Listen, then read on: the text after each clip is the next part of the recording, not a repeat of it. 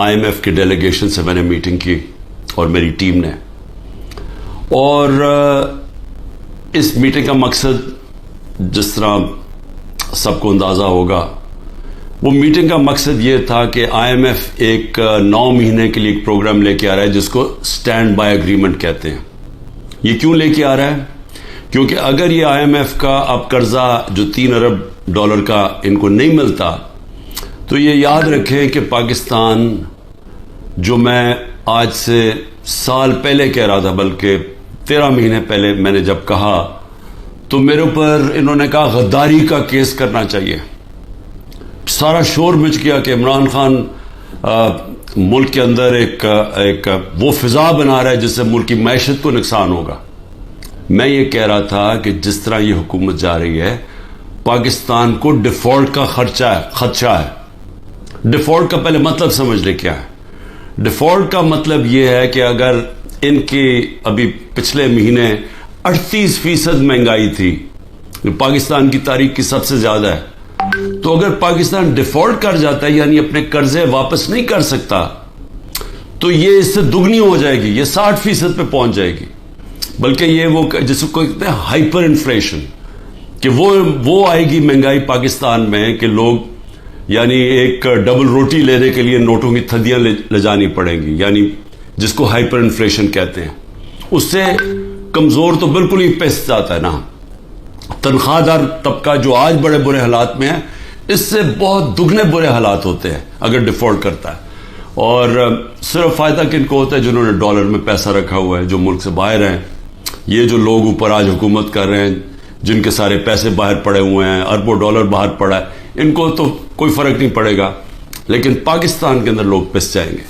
تو لہٰذا ہم نے پھر IMF کو ہم نے کہا کہ ٹھیک ہے، ہم اس کو آپ کی یہ جو اسٹینڈ بائی اگریمنٹ ہے یہ تب تک انڈورس کرتے ہیں جب تک الیکشن ہو کے ایک نئی گورنمنٹ نہیں آتی.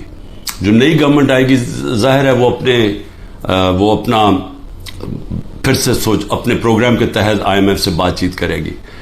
لیکن صرف میں ایک چیز کہنا چاہتا ہوں آج، کہ یہی جب ہمیں مشکل پڑی تھی فیٹف کے اوپر، فیٹف کی ہمیں بلیک لسٹ پہ ہمیں خدشہ تھا کہ ہمیں ڈالنے لگے ہیں. ہمیں پارلیمنٹ کے اندر ایک قانون پاس کرنا تھا. تو جب ہم نے اپوزیشن کو قانون پاس کرنے کا کہا، کیونکہ اگر بلیک لسٹ پہ آ جائیں تو وہ بھی پاکستان میں سینکشنز لگ جاتی ہیں، وہ پھر وہی حالات بننے شروع ہو جاتے ہیں جو کہ ایک ڈیفالٹ سے ہوتے ہیں. یعنی فائنینسنگ ختم ہو جاتی ہے باہر سے، اس چیزیں مہنگی ہو جاتی ہے، مہنگائی ہوتی ہے، غربت بڑھ جاتی ہے. تو اس سے بچنے کے لیے ہم نے وہ لیجسلیشن پاس کر رہی تھی اسمبلی میں. تو جب ہم نے یہ PDM کے لوگوں کو کہا کہ یہ ہماری مدد کریں یہ لیجسلیشن پاس کرنے میں، تو انہوں نے آگے سے کہا کہ پہلے ہمیں NRO دو، نیب کے اندر چینجز لے کے آؤ، جو ہمارے اوپر پہلے ان کے دور کے جو کرپشن کے کیسز تھے وہ معاف کرو، اور اگر وہ آپ نہیں کریں گے تو ہم آپ کے ساتھ نہیں دیں گے. اور ہم نے وہ NRO نہیں دیا، انہوں نے ساتھ نہیں دیا.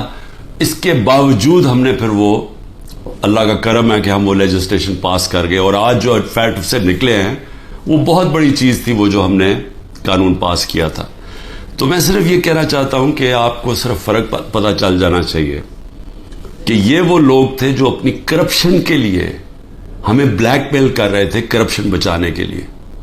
آج یہ حالات ہیں جب ہم ان کی مدد کر رہے ہیں، کیونکہ ہم IMF کو کیوں چاہیے کہ ہماری مدد کیوں چاہیے؟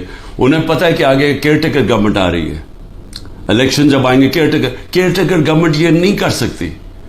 تو ان کو چاہیے کہ ساری پارٹیز کا کنسنسس چاہیے. ہم صرف مدد پاکستان کے لیے کر رہے ہیں، جبکہ 10,000 ہمارے کارکن جیلوں میں ہیں.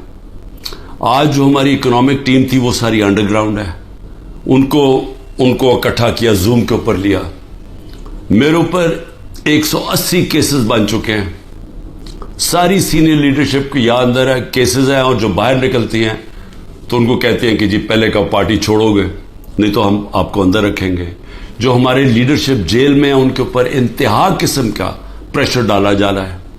جو بھی گلگت بلتستان کے اندر جو ڈرامہ کیا گیا ہے، آپ یہ سوچیں کہ جو ممبرز کے اوپر انہوں نے پریشر ڈالا، ہمارے پاس تو نمبر پورے تھے، پہلے پارلیمنٹ کے اندر گھسنے نہیں دیا، اب اس کے بعد ایک ایک ممبر کے اوپر پریشر ڈالا ہے، وہی کرنے جا رہے ہیں جو کہ انہوں نے آزاد کشمیر میں کیا تھا۔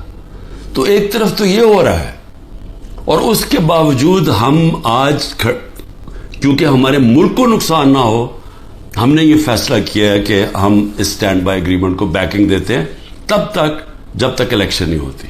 اب اس میں دو اور چیزیں تھیں۔ میں نے آئی ایم ایف کے جو امریکہ سے جو ہیڈ تھے، ان سے جو میں بات کر رہا تھا، ان کو میں نے ایک چیز سمجھائی کہ میں نے کہا جب تک اس ملک میں پولیٹیکل سٹیبلٹی نہیں آتی، سیاسی استحکام نہیں آتا، تو یہ جس طرح یہ ملک چل رہا ہے، یہ اب تھوڑی دیر اگر آپ 3 ارب دے بھی دیں گے اور 3 ارب ڈالر کے دینے میں تھوڑے سے اور ڈالرز بھی 5-6 ارب ڈالر اور بھی آ جائیں گے، تو یہ تو کینسر کا علاج ڈسپلن سے ہو رہا ہے۔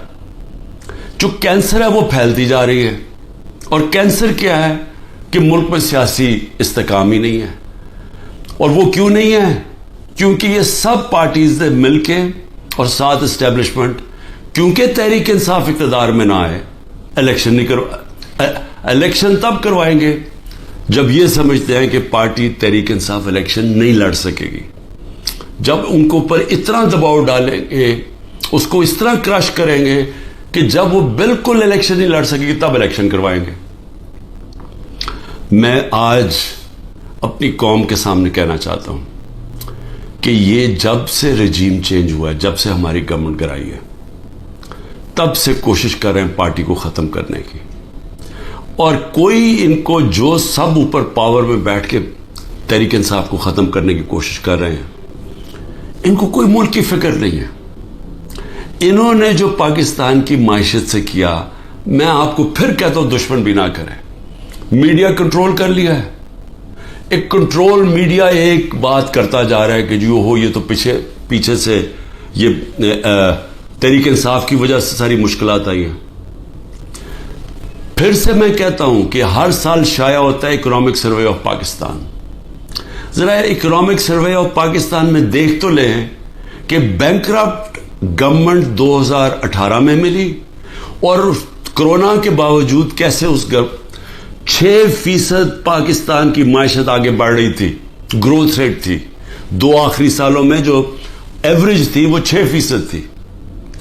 تو کتنی دفعہ پاکستان کی معیشت اتنی تیزی سے اوپر گئی ہے؟ انڈسٹری بڑھ رہی تھی، دولت میں اضافہ تھا، پر کیپٹا انکم بن رہی تھی، ٹیکس بڑھ رہے تھے، ایکسپورٹس بڑھ رہی تھی، ریمیٹنسز بڑھ رہی تھی۔ تو جب ایک ملک ترقی کر رہا تھا، اس گورنمنٹ کو گرا کے جس کو لے کے آئے ہیں، انہوں نے کیا ہے؟ انہوں نے ان کی جو پالیسیز تھی، اور یہ ہمیشہ یہ ملک بینکرپٹ چھوڑ کے گئے ہیں۔